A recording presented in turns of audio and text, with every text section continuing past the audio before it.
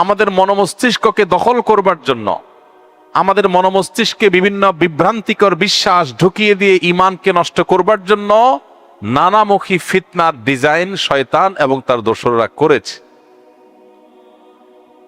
এর মধ্যে বহু ফিতনা আছে, যে ফিতনাগুলোকে আমরা গ্রাসে গিলছি, আলিঙ্গন করছি, ভালো মনে করছি। মোহতারাম হাজিরিন, পৃথিবীর মানুষের জন্য সবচেয়ে বড় যে ফিতনা আসছে, যে ফিতনার ব্যাপারে এমন কোন নবী রাসূল পৃথিবীতে অতিবাহিত হননি যিনি তার জাতিকে সেই ফিতনা সম্পর্কে সতর্ক করেননি। সেই ফিতনার নাম হলো দাজ্জালের ফিতনা। দাজ্জালের ফিতনা কিন্তু চমকের ফিতনা। দাজ্জালের ফিতনা কিন্তু চমকের ফিতনা।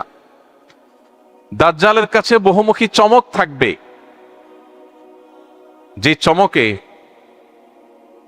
মানুষের জীবন, মানুষের মরণ কন্ট্রোল করার পাওয়ার তার কাছে থাকবে। এমনকি মানুষের রুটি রুজি, মানুষের খাদ্য পানীয়, এগুলো তার অনেকটা কন্ট্রোলে থাকবে। এমন একটা পরিবেশ পরিস্থিতি দাঁড়াবে, দাজ্জাল নিজেকে আল্লাহ বলে দাবি করবে, আর মানুষ হাজার হাজার বছর ধরে নবী রাসূলদের মাধ্যমে আল্লাহ সম্পর্কে যে ধারণা, আল্লাহর যে পাওয়ার সম্পর্কে ধারণা পেয়ে আসছিল, দাজ্জালের মধ্যে কিছু কিছু তার নকল এবং ফেক রূপ দেখতে পেয়ে তারা দাজ্জালকে আল্লাহ বলে বিশ্বাস করবে। এবং এই ফিতনার সময় মেয়েরা, পুরুষদের অনেকে এমন ভাবে ধেয়ে যাবে, বিভিন্ন বর্ণনার আলোকে সেই ভয়াবহতা বোঝাতে গিয়ে তাদেরকে, যারা ফিতনায় ধেয়ে যাবে, তাদেরকে আটকাবার জন্য বাসা বাড়িতে রশি দিয়ে বেঁধেও আটকানো যাবে না। ওই চমকের পিছনে এরকম পাগল পরা হয়ে পঙ্গপাল যেরকম আগুন জ্বালালে লাফিয়ে লাফিয়ে আগুনে পড়তে থাকে এবং নিজেকে শেষ করে দেয়, সে কেন শেষ করে? কারণ পঙ্গপাল জানে না, ওই পতঙ্গ, ওই পোকা জানে না যে লাল টুকটুকে যে মোমের মাথায় আগুন জ্বলছে এটা তার জীবন হরণকারী। সে দেখছে টুকটুকে লাল, ফুলের মতো সুন্দর, দুলছে নাচছে, এই আগুনের অংশটা দেখতে ভয়ঙ্কর সুন্দর। সে লাফ দিয়ে আগুনে পড়ছে, আর মুহূর্তের ভিতরে সে শেষ হয়ে যাচ্ছে। মোহতারাম হাজিরিন, আজ গোটা পৃথিবীর যেদিকে আপনি তাকাবেন, যেই দিকে তাকাবেন, চতুর্দিকে আপনি দেখতে পাবেন ফিতনা আমাদের গোটা সমাজকে, আমাদের অস্তিত্বকে, আমাদের পরিবারকে, আমাদের পৃথিবীটাকে লেয়ারে লেয়ারে লেয়ারে ঢেকে ফেলেছে, ছেয়ে ফেলেছে। কখনো ফিতনা এডুকেশনের নামে আসে, এডুকেশনের নামে। কখনো ফিতনা ক্যারিয়ারের নামে আসে, কখনো ফিতনা ধর্মের লেবাসে আসে। এই ফিতনাগুলো থেকে বেঁচে থাকা এটা সহজ কোনো কাজ না। মানুষ শুধুমাত্র নিজের বিবেক, বুদ্ধি, নিজের মস্তিষ্ক, নিজের দিমাগ এবং নিজের ব্রেইনের উপর নির্ভর করে এইসব ফিতনা থেকে বেঁচে থাকা সম্ভব নয়। অনেক মেধাবীরা বরং এইসব ফিতনাতে পতিত হয়ে যাবে। নবী করিম সাল্লাল্লাহু আলাইহি সাল্লাম বারবার সতর্ক করেছে। মুহতারাম হাজিরিন, আজকের পৃথিবীটার দিকে তাকালে আমরা দেখব গোটা দুনিয়াটাই হলো চমকের দুনিয়া। চমক ছাড়া আপনি কিছুই দেখতে পাবেন না যেদিকে তাকাবেন। আমরা যে খাবার গ্রহণ করি এগুলোতেও দেখবেন চমক, অসম্ভব স্বাদ, অসম্ভব রকমের আমাদেরকে টানছে, ডোপামিনে ভরা, আমাদের মধ্যে নেশার মতো আগ্রহ উন্মাদনা তৈরি করছে। আপনি আধুনিক সমাজের তরুণদের, কিশোর থেকে যদি তাকান, আধুনিক যুগের তরুণ কিশোররা দেখবেন যে তারা আখ ছিলে খেতে পারে না। আমরা শৈশবে আখ ছিলে খেয়েছি, এখনো খেতে পারি, কিন্তু এখনকার পোলাপান আখ ছিলে খেতে বললে হাসবে। তারা বার্গারে কামড় দিতে পারে।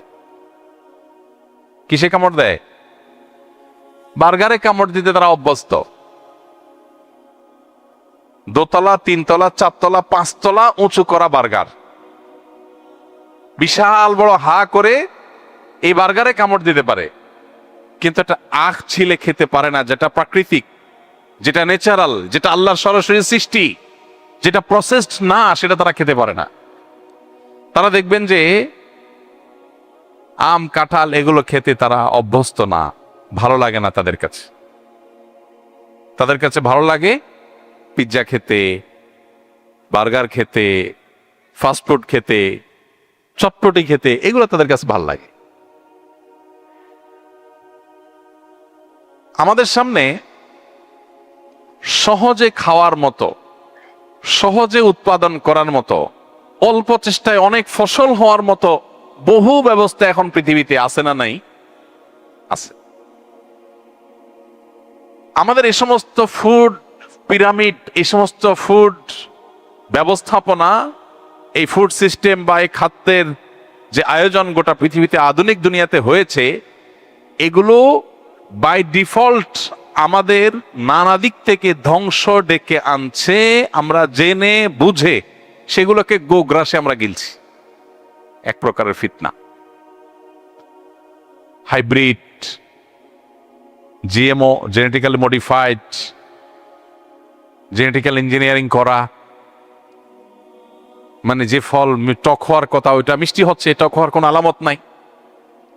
বাই নেচার তার ভিতরে একটু পোকা থাকার কথা, পোকার কোনো নামগন্ধ নাই। কেমিক্যাল দিতে দিতে দিতে এমন ভাবে আল্লাহর সিস্টেমকে ডিস্ট্রয় করে ফেলা হয়েছে যে আমাদের কাছে বরং ওই আল্লাহর ন্যাচারাল সিস্টেমটাই এখন মনে হয় নাউজুবিল্লাহ ত্রুটিপূর্ণ। আমাদের কাছে মনে হয় যে আর্টিফিশিয়াল এই যে ফুড সিস্টেম, এটাই বোধহয় আমাদের জন্য উপযোগী, এটাই বোধহয় আমাদের জন্য কল্যাণকর। এই যে একটা ফিতনা, আমি যেটাকে মনে করছি ভালো সেটা আসলে আমার ধ্বংস ডেকে আনছে। ঘরে ঘরে ক্যান্সারের রোগী, ঘরে ঘরে কিডনির রোগী, ঘরে ঘরে হার্টের রোগী।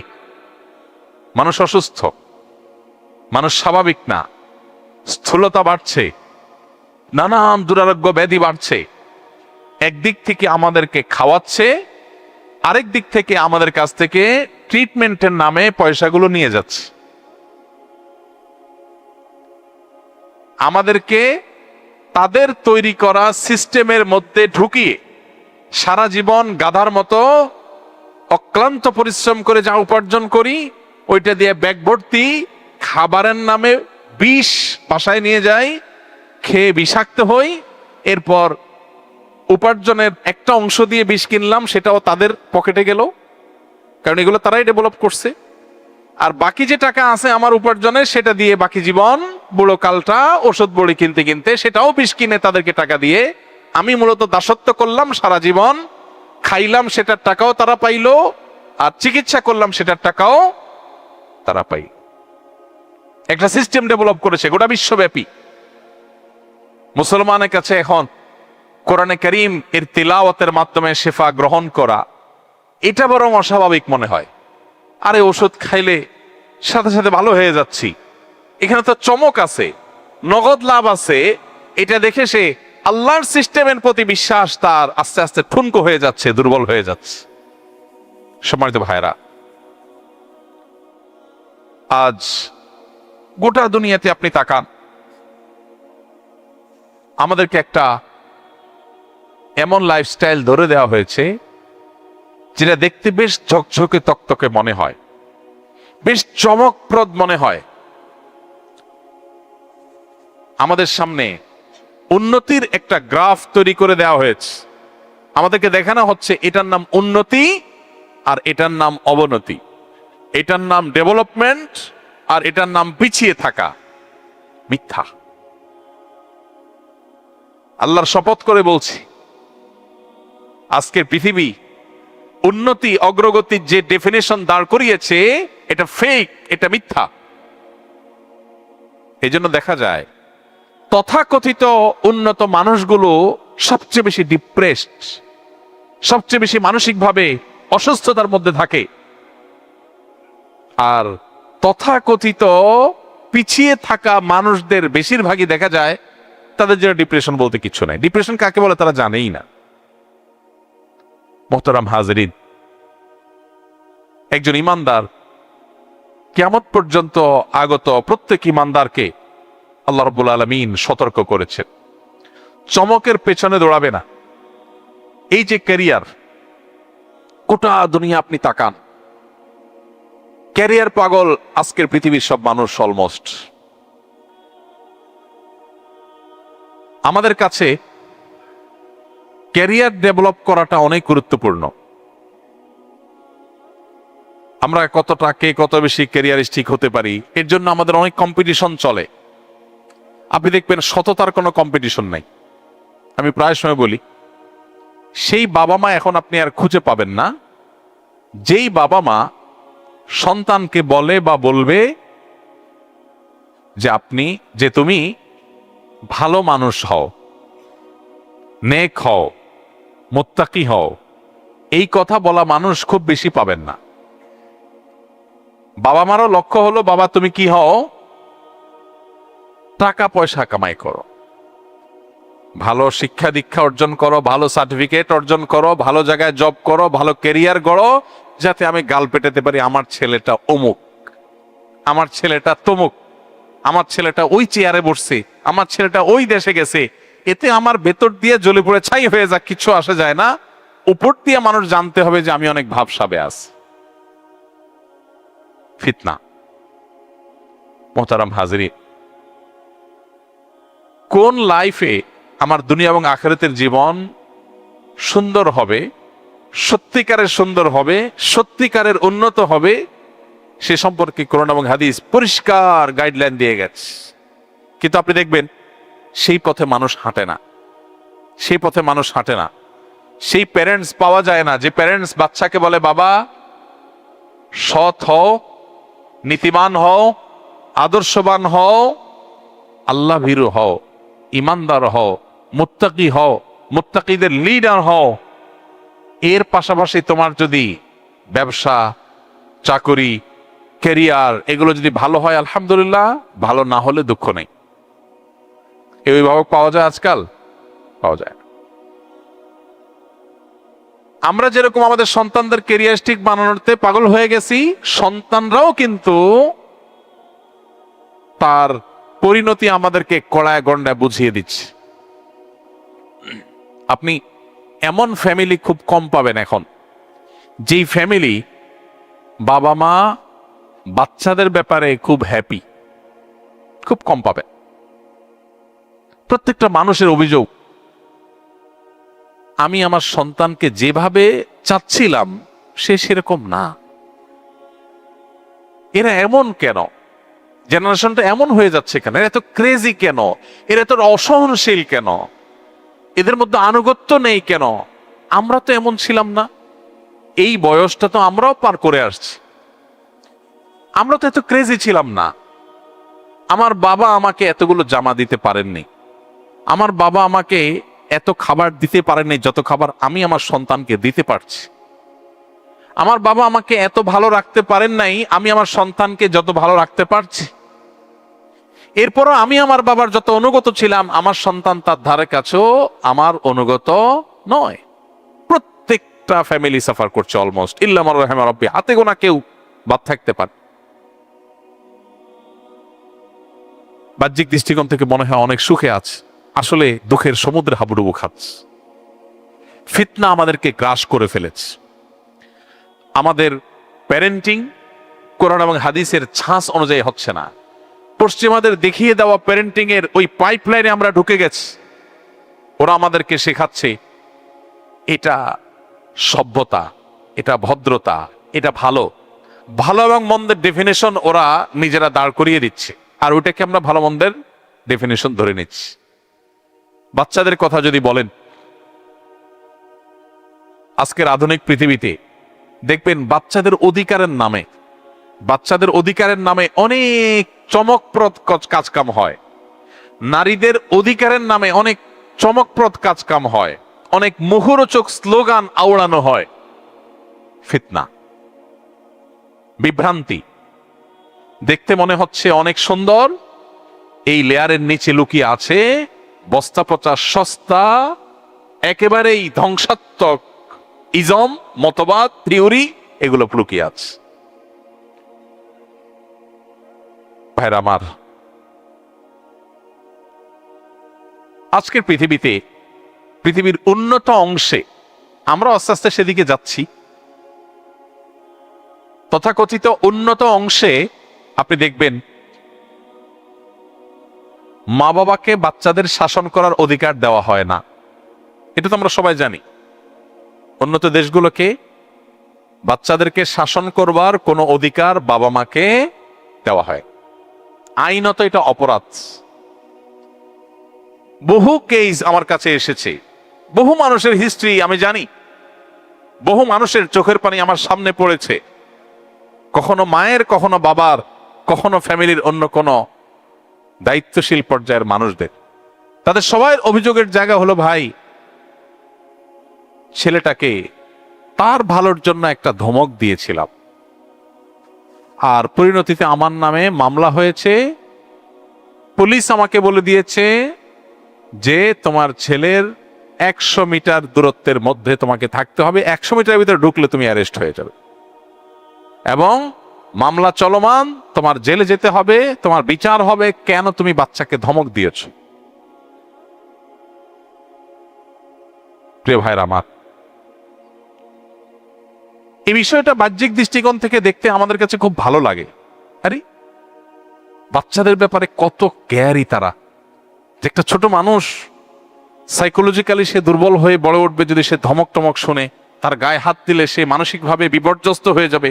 এজন্য মানসিকভাবে যেন সে ফুরফুরে থাকে, চাঙ্গা থাকে, সে তার ধর্ম চুজ করবে। সে কি মেয়ে হয়ে ওড়না পড়বে কি পড়বে না, নামাজ পড়বে কি পড়বে না, কার সাথে বন্ধুত্ব করবে, কার সাথে রাতে থাকবে, কোথায় যাবে, এটা তার ডিসিশনের ব্যাপার। তাকে স্বাধীনতা দেওয়া হোক, সে নিজের মতো করে বেড়ে উঠুক। শুনতে বেশ সুন্দর লাগতেছে না কথাগুলো? বেশ ইস্তারি করা কথা মনে হচ্ছে না? জগজগে তকতকে মনে হচ্ছে না? বাবা মা যদি ধমক দেয়, ওর মন খারাপ হবে, ও মানসিকভাবে দুর্বল হয়ে যাবে, ও ভীত সন্ত্রস্ত হয়ে পড়বে। ওকে ধমক দেওয়া যাবে না, সে যা খুশি তা করতে দিতে হবে, তাকে স্বাধীনতা দিতে হবে। শুনতে খুব ভালো শোনা আছে না ভাইরা আমার? এই কালচার যে সমাজে, পৃথিবীর যে সমস্ত অংশে এস্টাবলিশড আছে, সেই সমস্ত সমাজের বাচ্চারা কেমন আছে আগে আপনি গুগল করলে টের পাবেন। আপনি অনলাইনে ঢুকেন, সার্চ করেন, সেই সমাজের বাচ্চাদের মধ্যে আত্মহত্যার প্রবণতা কি পরিমাণ আপনি খোঁজ করলে দেখতে পাবেন। ডিপ্রেশন কি পরিমাণ আপনি খোঁজ করলে দেখতে পাবেন। তাহলে যেখানে ফ্যামিলি থেকে বাচ্চাদেরকে, বাবা মা থেকে বাচ্চাদেরকে দূরে সরাবার জন্য আয়োজন চলছে, ফ্যামিলি ভাঙার আয়োজন চলছে, ওইটার নাম দেওয়া হয়েছে শিশুর অধিকার। যেখানে স্বামীর সাথে স্ত্রীকে, স্বামী থেকে স্ত্রীকে দূরে সরাবার হাজারো আয়োজন করা হয়েছে, সেটার নাম দেওয়া হয়েছে নারী অধিকার। যেখানে মানুষকে বোকার, বেকুব বানানোর প্ল্যান পরিকল্পনা চূড়ান্ত হয়েছে, সেটার নাম দেওয়া হয়েছে মানবাধিকার। ভাইরা আমার, এই ফিতনাগুলো আজ এমন ভাবে ধেয়ে আসছে, এগুলো আমরা শিক্ষার নামে বইয়ে পড়ছি,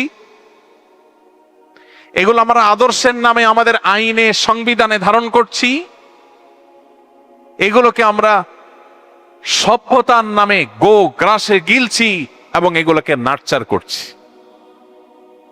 মুসলমানের কাছে আজ কোরআন এবং হাদিস এটা 4 সাবজেক্টে পরিণত হয়েছে। এটা সেকেলে নাউজুবিল্লাহ, এটা পুরাতন, এখন আর চলে না, এখন আধুনিক যুগ, এখন অনেক আমরা মুখরোচক, অনেক নতুন নতুন আইডিওলজি পেয়েছি। এই আইডিওলজি থেকে আমাদের সন্তানদেরকে বাঁচানোর মতো চ্যালেঞ্জের কাজ আর কিচ্ছু নেই। আমি সবসময় বলি, যাদেরকে আল্লাহ সন্তান দিয়েছেন, বাবা হয়েছেন, মা হয়েছেন, অথবা যারা ভবিষ্যতে বাবা মা হবেন স্বপ্ন দেখেন, তাদের জন্য আল্লাহর এই জমিনে এই আগুনের আঁচ চতুর্দিকে যেটা চলছে, বিভিন্ন ইজম, বিভিন্ন মতবাদের নামে, বিভিন্ন কালচারের নামে, বিভিন্ন ডেভেলপমেন্টের নামে আজকের এই পৃথিবীর যে চমকগুলো চলমান আছে, ঝকঝকে তকতকে যে সভ্যতা আপনি দেখতে পাচ্ছেন, এগুলোর ছোবল দিয়ে আপনার সন্তানকে যে বেঈমান বানাবে না, এর কোনো গ্যারান্টি নাই, বরং ইমানদার থাকাটাই হলো চ্যালেঞ্জের। এর জন্য দরকার হলো সচেতনতা, এর জন্য দরকার সতর্কতা, এর জন্য দরকার চোখ কান খোলা। আপনি যেটাকে দেখছেন খাদ্য, সেটা বিষ না তো?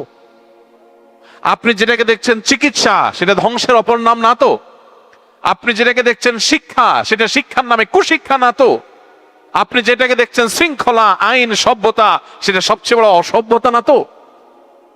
ওর পেছনে লুকিয়ে থাকা লেয়ারটা কি, এই সম্পর্কে সতর্ক হওয়া আমাদের এইসব ফিতনা থেকে বাঁচার জন্য খুব বেশি জরুরি। আল্লাহ রাব্বুল আলামিন আমাদের সবাইকে সমস্ত ফিতনা থেকে বেঁচে থাকার তৌফিক দান করুন। ভাইরা আমার, আল্লাহ রাব্বুল আলামিন মুনাফিকদের সম্পর্কে বলেছেন, আলা ফিল ফিতনাতে সাকাতু, আলা ফিল ফিতনাতে সাকাতু, তারা ফিতনায় পতিত হয়ে গেছে। নবী সাল্লাল্লাহু আলাইহি সাল্লামের সময়কার মুনাফিকদের সম্পর্কে আল্লাহ বলছেন, আলা ফিল ফিতনাতে সাকাতু, জেনে রাখো তারা ফিতনায় ডুবে গেছে, ফিতনায় ডুবে গেছে, ফিতনায় পতিত হয়ে গেছে। আমরা যেন ফিতনায় পতিত না হই, নবীজি আমাদেরকে দোয়া শিখিয়েছেন। তিনি নির্দেশ করেছেন, তাআওয়াজু তাআওয়াজু মিনাল ফিতান মা যাহারা মিনহা ওয়া মা বাতান। তোমরা প্রকাশ্য ফিতনা দেখলে একটু বোঝা যায়, আবার কিছু আছে বোঝা যায় না। উপর দিয়ে দেখা যাবে খুব দারুণ একটা জিনিস, মনে হবে যে অনেক ভালো, কিন্তু সেটার ভেতরে লুকিয়ে আছে অনেক ভয়ঙ্কর জিনিস। এরকম প্রকাশ্য বা অপ্রকাশ্য যত রকমের ফিতনা হতে পারে, এই সব ফিতনা থেকে তোমরা আল্লাহর কাছে পানা চাও। সাহাবা একরাম সাথে সাথে আল্লাহর কাছে পানা চেয়ে দোয়া চেয়ে উঠলে, দোয়া পড়ে দোয়া চাইলেন আল্লাহর কাছে, দোয়া নিবেদন করলেন আল্লাহর কাছে, প্রার্থনা পেশ করলেন আল্লাহর কাছে, দোয়া করলেন, আল্লাহুম্মা ইন্না নাউযু বিকা মিনাল ফিতান মা যাহারা মিনহা ওয়া মা বাতান। বলেন, আল্লাহুম্মা ইন্না নাউযু বিকা মিনাল ফিতান মা যাহারা মিনহা ওয়া মা বাতান। এর অর্থ হলো, আল্লাহ আপনার কাছে ফিতনা থেকে পানা চাই, আশ্রয় চাই, আপনি ফিতনা থেকে আমাদের রক্ষা করেন। প্রকাশ্য ফিতনা, অপ্রকাশ্য ফিতনা, গুপ্ত ফিতনা, এই সব ধরনের ফিতনা থেকে আপনি আমাদেরকে বাঁচিয়ে রাখেন এবং হেফাজত করেন। মোহতারাম হাজরিন, ফিতনার যত রকম ফের আছে, ফিতনার যত আইটেম আছে, ফিতনার যত পদ্ধতি হতে পারে, সেটা বলে শেষ করা কঠিন। আমাদের কাছে হালাল হারাম এবং উপার্জন সংক্রান্ত ফিতনাও অগণিত আমাদের সামনে আছে। আপনি যেটাকে মনে করছেন হালাল, সেটা আসলে হালাল না।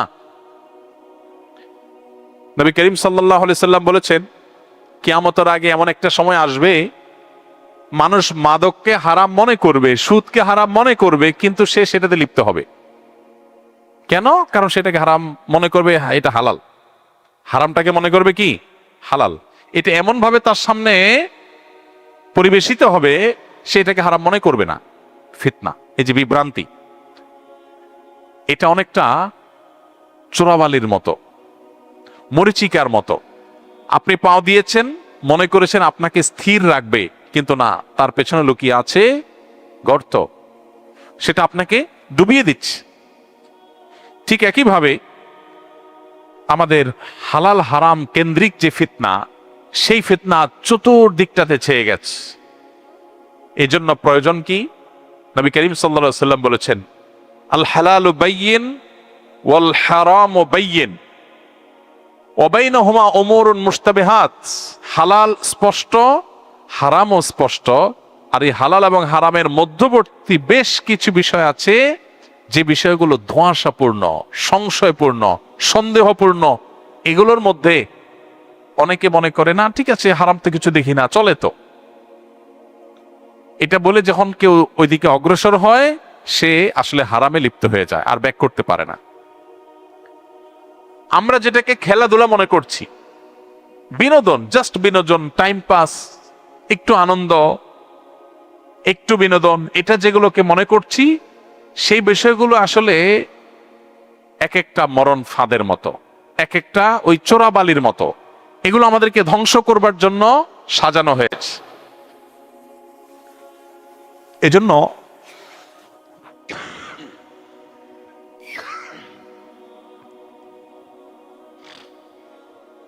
আল্লাহ রাব্বুল আলামিনের কাছে পানা চাওয়া দরকার। আল্লাহ তাআলা আমাদেরকে সব ধরনের ফিতনা থেকে হেফাজত করুন।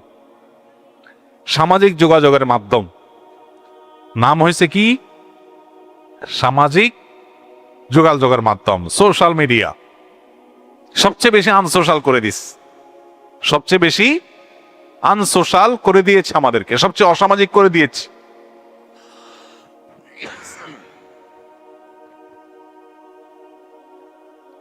ফিতনা, যেটাকে মনে করছি যে আমি এর মাধ্যমে অনেক বেশি কানেক্টেড থাকবো, মানুষের সাথে সংযুক্ত থাকবো, সেটা আসলে আমাকে কি করছে? সবচেয়ে বেশি দূরে সরিয়ে দিচ্ছে।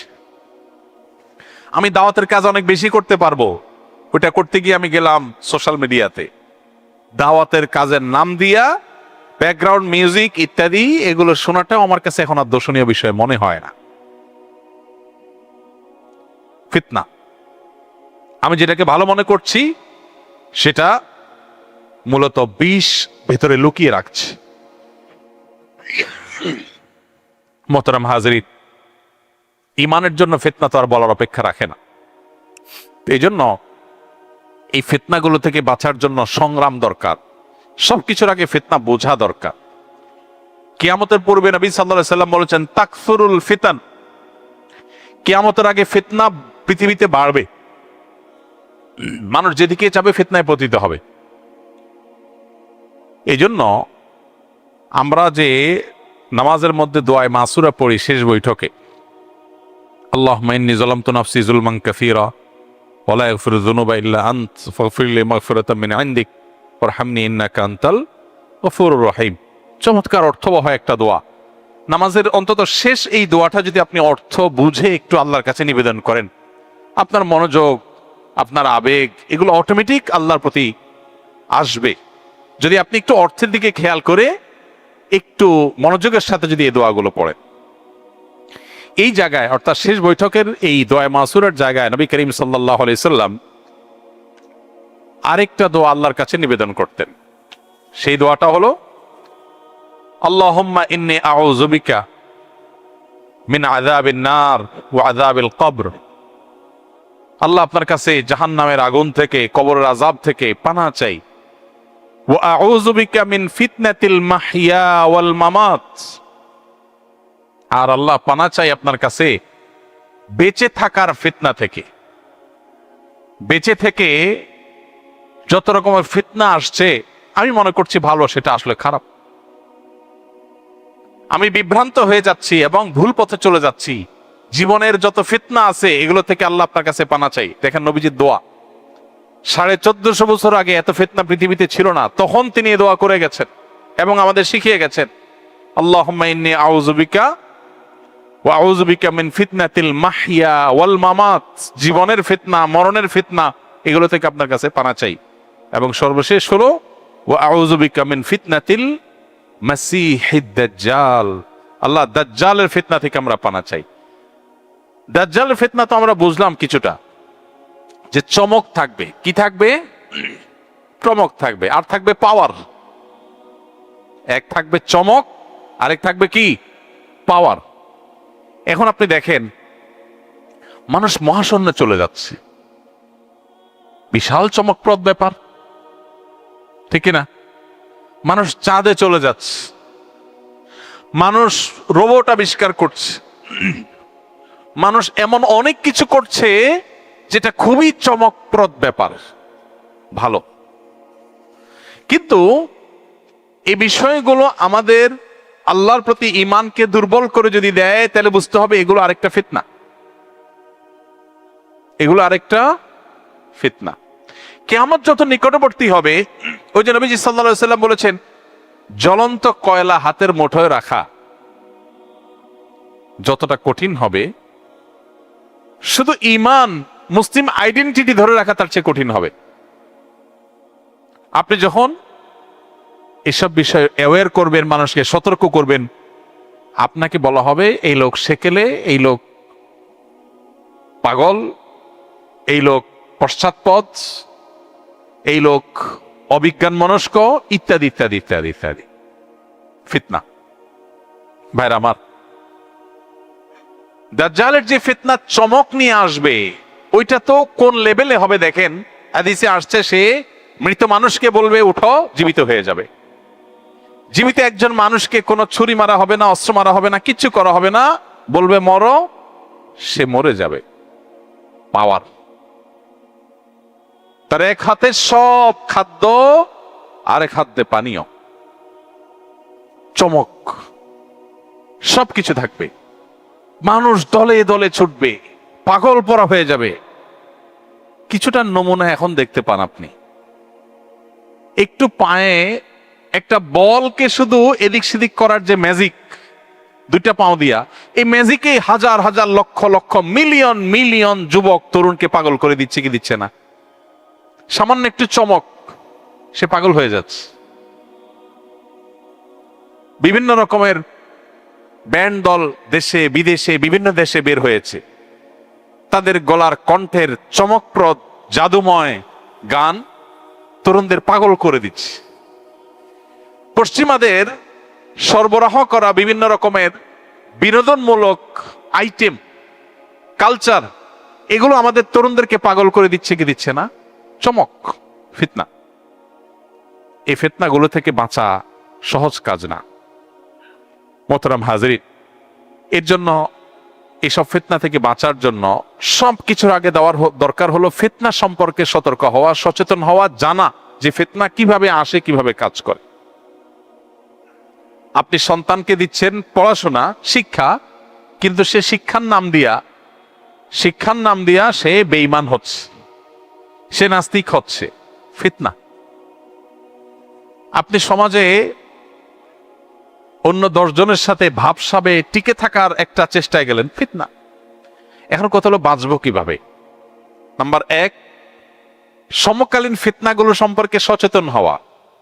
কিভাবে খাদ্য ফিতনা হয়ে আসছে আমার বাসায়, কিভাবে ট্রিটমেন্ট ফিতনা হয়ে ঢুকছে আমার ভেতরে, কিভাবে বিনোদনের নামে, জাস্ট খেলাধুলার নামে, টাইম পাসের নামে আমি ফিতনায় ডুবে যাচ্ছি, আমার ইমান শেষ হয়ে যাচ্ছে, আমার আইডেন্টিটি শেষ হয়ে যাচ্ছে, আমার ভেতরটা শুকিয়ে যাচ্ছে। এই বিষয়গুলো সম্পর্কে আমাদের সতর্ক হওয়া দরকার। মুখরোচক অনেক বুলির মাধ্যমে কিভাবে বিষ আমাদের সমাজে প্রবেশ করিয়ে দেওয়া হচ্ছে। গোটা পৃথিবীতে আপনি দেখবেন এখন খুব অ্যাগ্রেসিভলি পুশ করা হচ্ছে সমকামিতাকে। অ্যাগ্রেসিভলি, এত অ্যাগ্রেসিভলি পুশ করা হচ্ছে, মনে হচ্ছে মানুষের বেঁচে থাকার চাইতেও বড় অধিকার বিষয় এটা। এটাকে অধিকারের খোলসে পেশ করা হচ্ছে যে কিছু মানুষ, তাদের তো ডিমান্ড, তাদের অধিকার আপনি খর্ব করছেন, আপনি বাধা দিচ্ছেন, তাদেরটা তাদেরকে করতে দেন, তাদের স্বাধীনতার ব্যাপার আছে। স্বাধীনতার খোলসে এই জিনিসটা পুশ করা হচ্ছে। কেন পুশ করা হচ্ছে? এর পেছনে প্ল্যান কি, পরিকল্পনা কি, কোন জায়গাটাকে ডিস্ট্রয় করতে চায় তারা, সেটা বেশিরভাগ মানুষ আমরা বুঝি না, বোঝার কথা না। আমরা জাস্ট গুটি, আমাদেরকে চালা হচ্ছে। এরকম অনেক বিষয় আছে যে বিষয়গুলো সমাজে ব্যাপকভাবে ছেয়ে গেছে, কিন্তু সেগুলোকে ফিতনা হিসেবে আমরা জানি না। এগুলোর সঙ্গে জানা হলো সবচেয়ে জরুরি বিষয়। এই জন্য ফিতনা সম্পর্কে আমরা আজকে হয়তো মৌলিক কিছু কথা বলার চেষ্টা করলাম, কিন্তু ফিতনাকে ধরে ধরে আরো ডিটেইল আলোচনায় আমরা যদি আলোচনা করতে পারি, ইনশাআল্লাহ হয়তো এটা পরিষ্কার হবে। তো ফিতনা সম্পর্কে, আধুনিক কালের ফিতনাগুলো সম্পর্কে নানাবিধ লেকচার, বই পুস্তক আছে, সেগুলো আমাদের পড়তে হবে, কিনতে হবে এবং সেগুলোকে বোঝার চেষ্টা করতে হবে। 1 নাম্বার 2, আল্লাহ তাআলা কোরআনে কারিমে বলেছেন পরিষ্কারভাবে, যদি তোমরা তাকওয়া অবলম্বন করো, ইয়া আইয়ুহাল্লাযীনা আমানু ইন তাত্তাকুল্লাহ, হে ঈমানদাররা, যদি তোমরা তাকওয়া অবলম্বন করো, হালাল হারামের ব্যাপারে নো স্যাক্রিফাইসের জায়গায় চলে যাও, যে এটা আমাকে আল্লাহ এলাও করেন, আমি করব না, আমার বুঝে আসুক বা না আসুক। তুমি যদি এই লেভেলে আল্লাহর আনুগত্যের মধ্যে থাকতে পারো, তাহলে ইয়াজআল লাকুম ফুরকানা, আল্লাহ তোমাকে পৃথিবী থেকে মৃত্যু পর্যন্ত আখিরাতের দিকে তোমার যে যাত্রা, এই যাত্রা পথে আল্লাহ তাআলা সত্য এবং অসত্য, হক এবং বাতিল, ভালো এবং মন্দ, এটার মধ্যে পার্থক্য নির্দেশক দেয়াল নির্মাণ করে দিবেন। আল্লাহ তোমাকে ফোরকান দিয়ে দিবেন, যে ফোরকান তোমাকে পার্থক্য করে দিবে কোনটা হক কোনটা বাতিল। তুমি ফিতনায় পতিত হবা না যদি তুমি তাকওয়া অবলম্বন করে চলো। অন্য হাদিসে নবী সাল্লাল্লাহু আলাইহি সাল্লাম কিয়ামতের আগে ফিতনা সংকুল সময়ে বলেছেন ইবাদতকে আঁকড়ে ধরার জন্য। আরেক বর্ণনায় কিতাব এবং সুন্নাহকে আঁকড়ে ধরার কথা বলেছেন। তাহলে তিনটা জিনিস আমরা এখানে পেলাম। এক, তাকওয়া অবলম্বন করা। আল্লাহ যেটাকে হারাম করেছেন তার ধারে কাছেও আমি যাব না, সেটা যত মুখরোচক হোক, সেটা যত চমকপ্রদ হোক। আর আল্লাহ যেটা নির্দেশ করেছেন সেটা আমি করবই করব, তাতে যা হয় হোক। এই লেভেলে যদি কেউ যেতে পারে আল্লাহ তাকে হেফাজত করবেন। নাম্বার দুই, আল্লাহর ইবাদত এবং বন্দিগির মধ্যে নিজেকে, নিজের পরিবারকে যতটা আবদ্ধ করে রাখা যায়। আমার কেরিয়ার, আমার সামাজিক অবস্থান, আমার ভাবসাব, আমার ব্যবসা বাণিজ্য, এই সব কিছু আমার দরকার আছে, কিন্তু ইবাদতের চাইতে বেশি না, আমার তাকওয়ার চাইতে বেশি না। এটা যদি করা যায় তো আল্লাহ তাআলা ফিতনা থেকে হেফাজতে রাখবেন। এবং তৃতীয়ত হলো কোরআন এবং সুন্নাহকে যদি কেউ আঁকড়ে ধরে, যে বাবা এত কিছু বুঝি না, কোরআন এবং সুন্নাহ কি বলছে, কোরআন সুন্নাহর বাইরে আমি যাব না, এই পর্যায়ে যদি কেউ থাকার চেষ্টা করে, মুস্তাহিদ উলামা ইকরামের যে ইস্তিহাদ কোরআন সুন্নাহর উপরে ভিত্তি করে হয়েছে সেটার মধ্যে থাকাটাও কোরআন সুন্নাহর মধ্যেই থাকা। অতএব কোরআন সুন্নাহর মধ্যেই থাকার যদি কেউ চেষ্টা করে আল্লাহ তাকে ফিতনা থেকে হেফাজত করবেন, রক্ষা করবেন। তাহলে চারটা হলো। প্রথমটা হলো ফিতনা সম্পর্কে সচেতন হওয়া, জানা। দ্বিতীয় হলো তাকওয়া অবলম্বন করা, আল্লাহর নির্দেশ মতো চলা, নিষেধ থেকে বাঁচার জন্য সংগ্রাম করা। আর 3 নম্বর হলো আল্লাহর ইবাদত বন্দেগীর মধ্যে নিজেকে আবদ্ধ রাখা। 4 নম্বর হলো কোরআন এবং সুন্নাহর মধ্যেই থাকা যথাসম্ভব। আর 5 নম্বর হলো আল্লাহর কাছে দোয়া করা। কি করা? সবচেয়ে বড় অস্ত্র, চোখের পানি ফেলে দোয়া করা। আল্লাহুম্মা ইন্না নাউযু বিকা মিনাল ফিতানি মা যাহারা মিনহা ওয়া মা বাতান। আল্লাহ, আমি জানি না কোনটা ফিতনা কোনটা ফিতনা না, ফিতনা কিভাবে আসছে আমি জানি না। আল্লাহ, আপনি আমাকে হেফাজত করেন, আপনি হেফাজত করেন। আল্লাহ, আমি নিজের বিবেক দিয়ে সব ফিতনা থেকে বাঁচতে পারবো না, আপনি আমাকে বাঁচায়া দেন। আল্লাহর কাছে দোয়া করা। নামাজের শেষ বৈঠকে যখন দোয়া মাসুরা পড়েন, এই দোয়াটাও পড়েন মাঝে মধ্যে। আল্লাহুম্মা ইন্নী আউযু বিকা মিন আযাবিন নারি ওয়া আযাবিল কবর ওয়া আউযু বিকা মিন ফিতনাতিল মাহইয়া ওয়াল মামাত ওয়া আউযু বিকা মিন শাররি ফিতনাতিল মাসীহিদ দাজ্জাল। আল্লাহ, আপনার কাছে পানা চাই জীবনের, মরণের এবং দাজ্জালের ফিতনা থেকে। নামাজের অংশ করে দিয়েছেন নবী সাল্লাল্লাহু আলাইহি ওয়াসাল্লাম, নামাজের শেষ বৈঠকে করেছেন। কত গুরুত্বপূর্ণ হলে এইভাবে তিনি আল্লাহর কাছে দোয়া করেছেন। এজন্য ভাই, এই দোয়া আমরা করব, আল্লাহর কাছে সাধারণভাবে দোয়া করব যে আল্লাহ আপনি আমাদেরকে ফিতনা থেকে বাঁচিয়ে রাখেন। আমাদের মা বোনদের জন্য বহু ফিতনা আছে, মা বোনরা বোঝেন না, অনেক মা বোনরা বোঝেন না। মুখরোচক অনেক স্লোগান দেখে তারা প্রতারিত হন। অনেক দিনদার নামাজি কালামী মা বোন পশ্চিমাদের মিথ্যা কথায় তারা বিশ্বাস করে ফেলে। তারা মনে করেন যে আমার তথাকথিত স্বাধীনতা, মত প্রকাশ, ব্যক্তি স্বাধীনতা, ইসলাম তো মানুষকে, প্রত্যেকটা মানুষকে স্বাধীন, এমন লেভেলের স্বাধীনতা ইসলাম দিয়েছে। প্রত্যেকটা মানুষের অ্যাকাউন্টকে আলাদা আলাদা করতে বলেছে। একটা বাচ্চা যদি গিফট পায় লক্ষ লক্ষ কোটি কোটি টাকা, মা বাপ সেটা আত্মসাৎ করতে পারবে না, চাইলেও খরচ করতে পারবে না। বাচ্চার টাকায় বাচ্চার জন্য খরচ করার পর যেটা থাকবে সেটা রেখে দিতে হবে বাচ্চা প্রাপ্তবয়স্ক হওয়ার পর পর্যন্ত। কোন লেভেলের অধিকার দিয়েছে ব্যক্তিগত, যেটাকে মত প্রকাশের অধিকার আপনি বলেন। বাচ্চাকে যদি কোনো বাপ মা বিয়ে দেয়, যদি অপ্রাপ্তবয়স্ক অবস্থা, ইসলামের নির্দেশনা হলো প্রাপ্তবয়স্ক হওয়া পর্যন্ত এটা ঝুলে থাকবে। বাচ্চা প্রাপ্তবয়স্ক হওয়ার পর বাবা মার সিদ্ধান্তকে সে কন্টিনিউ করবে নাকি ডিনাই করবে, এই অধিকার তার হাতে থাকবে। এখন প্রাপ্তবয়স্ক আবার কাকে বলে, এটা আরেক আলোচনা, এটা আরেক ফিতনার বিষয়। ইসলাম আমাদেরকে প্রাপ্তবয়স্ক হওয়ার সংজ্ঞা দিয়েছে, বায়োলজিক্যাল প্রাপ্তবয়স্ক হওয়ার সংজ্ঞা, সবচেয়ে যৌক্তিক এবং লজিক্যাল। একটা মানুষ ফিজিক্যালি যখন বয়স্ক, মানুষের সিমটম তার মধ্যে দেখা দিবে। পুরুষ হলে পুরুষের মতো দাড়ি গোপ গজানো, স্বপ্নদোষ হওয়া, মেয়ে হলে মেয়েদের মতো মাসিক হওয়া ইত্যাদি। অর্থাৎ বায়োলজিক্যালি সে আসলে তার মধ্যে একটা জেনেটিক্যালি চেঞ্জ হয়েছে এবং বায়োলজিক্যালি সে বয়স্ক মানুষ হচ্ছে, সেই সিমটম তার মধ্যে আসছে, তখন তাকে প্রাপ্তবয়স্ক বলেছে ইসলাম। এটা যৌক্তিক। আর আপনি বলতেছেন ভাই কোন দেশে 18, কোন বয়সে 16, কোন দেশে 21, 10 বছর পরে বলবেন 31, তার আগ পর্যন্ত শিশু। মনে চাইলো একটা ফিগার বসাই দিলেন। আপনি যে 18 বসাইলেন, ওয়াই নট 17, ওয়াই নট 19? কোন যৌক্তিক কারণ আছে? কোন ব্যাখ্যা আছে? কোন দেশে 16, এক আমেরিকার মধ্যে কোথাও 16, কোথাও বেশি কোথাও কম। আর ইসলাম বলেছে না, যখন পুরুষের আলামত তার ছেলে মধ্যে বাচ্চার মধ্যে আসবে তখন সে প্রাপ্তবয়স্ক ধরবে। যাই হোক, তো যে কথাটা বলছিলাম, আমাদের বোনদেরকে অনেক ফিতনা গ্রাস করে ফেলছে। নবী সাল্লাল্লাহু আলাইহি ওয়াসাল্লাম সতর্ক করেছেন বিদায় হজের ভাষণে, মেয়েদের বিষয়ে তোমরা আমার কাছ থেকে ওসিয়ত গ্রহণ করো।